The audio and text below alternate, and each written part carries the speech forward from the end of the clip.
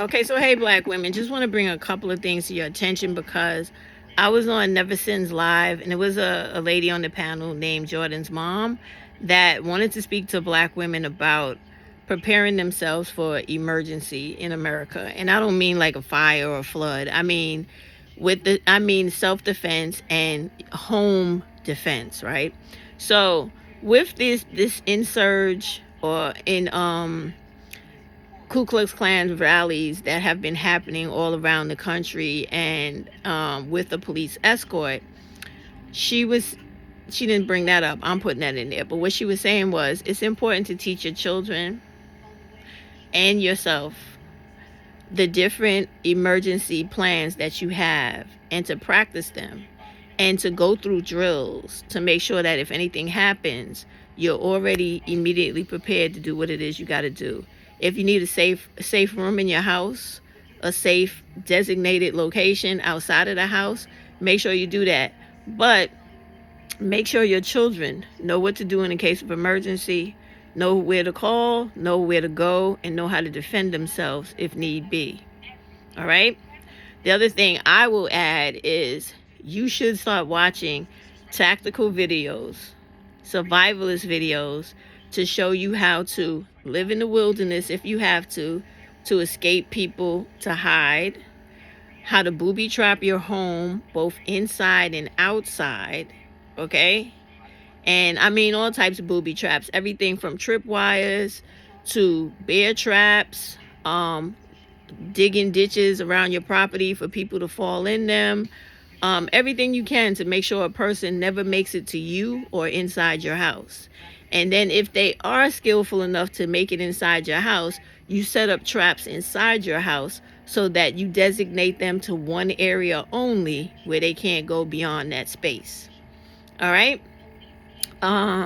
You don't necessarily need to know this from military people. There are survivalist forums online. There are books. There are tons of videos on YouTube. And all you have to do is spend a lot of time learning survivalist skills. I mean, everything from how to survive being stuck in your car a couple of days without food. You got to have water, right? And warmth in that car. So there are things you can do. There are things you should store in your car in case of emergency in any situation. I know that people are always talking about this magical bug out bag, but being in the military, you know that you don't necessarily need that the way they tell you do. You need to know how to do shit. So my suggestion to you would be always have in your bag, okay, a water straw filter, right? I carry it with me every day, regardless, because that is the one thing in life you can't live without is water. You can go without eating until you find something to eat, but you got to drink water, okay? So you need that. When it comes to your car, if you travel all the time, you should have a full face respirator mask in your car. Did you hear me? I'm going to say it again. A full face respirator mask in your car, because you never know what will happen, right? You also need an emergency blanket, okay? Alcohol, 100% alcohol, toilet paper or paper towel, doesn't matter. Some type of twine, okay? Or the candlestick twine that you burn down to the candle, that's to make heat. And a can, like one of those old Folgers coffee cans, or a can similar to that, that you can put the toilet paper in, douse it with the alcohol, right?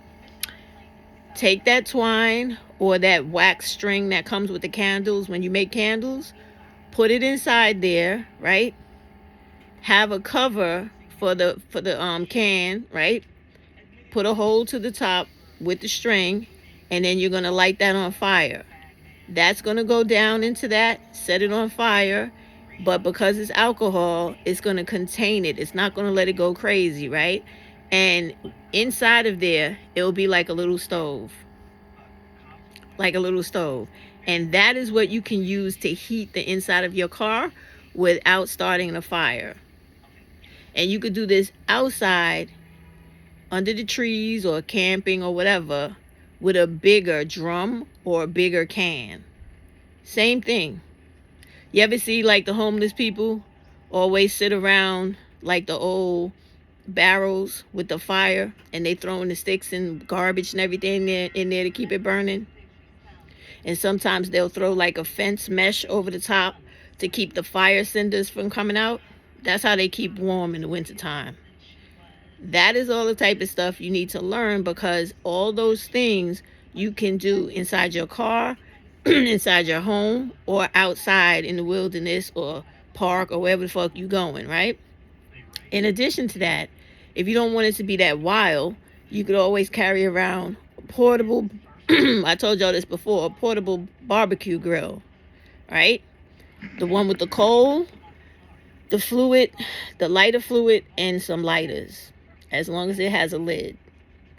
You can heat that thing up, turn it on, and slowly adjust the hood and keep yourself warm, as well as have a stove to cook your food on. These are the things you need to learn, okay? And if you're a person that likes to have the convenience with the survivalist in you, right? You go on Amazon and you buy all of the things that are, portable. You can buy portable bunk beds. You can buy portable couches, portable showers, portable toilets, portable refrigerators, everything. Practically, you can buy an entire apartment or home and store that shit in your car for when you need it. You literally can. So, and that's why I say I don't like go bags, because they don't never have enough. Okay? So if you're going to plan for emergencies, you got to know how to plan for everything. You have to have the equipment to protect yourself from chemical fucking disaster, air pollution, fire, flood. You have to have all that kind of stuff in everything that you take for an emergency. That's why I say it's best to pack your car, keep all of that kind of stuff in your house, and because you never know where you're going to be whenever an emergency arises. So if you constantly drive the way I do, it would be best to have all that shit in your car. If you're home a lot, it'd be best to have all that shit at your house a lot. And don't forget to get bulletproof vests and bulletproof panels, because you never know. I mean, if you get an actual shield, that would be the best thing to do, but you can't always get those. And you get those off of like websites for hunters, because people don't usually care about, people hunting, but they care about people buying from police or law enforcement websites and stores and stuff like that. But hunters, most people could do that. So that's where you get a lot of your stuff.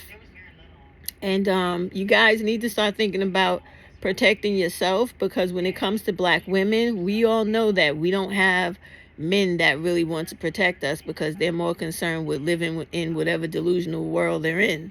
So you have to protect yourself and your kids. And I have always been telling y'all that y'all should be carrying weapons, licensed and otherwise, and learning how to physically handle yourself with some form of either fighting, boxing, or martial arts, and learning how to use knives. And that's pretty much the gist of that conversation today, but it's a real one that you need to really take to heart. Because with these races coming into office, with all of these white power fractions popping up all over the place, you need to know how to handle yourself and never be afraid of nobody. Never. Never. Just deal with what is in front of you at the time. All right, good talk. I'm out.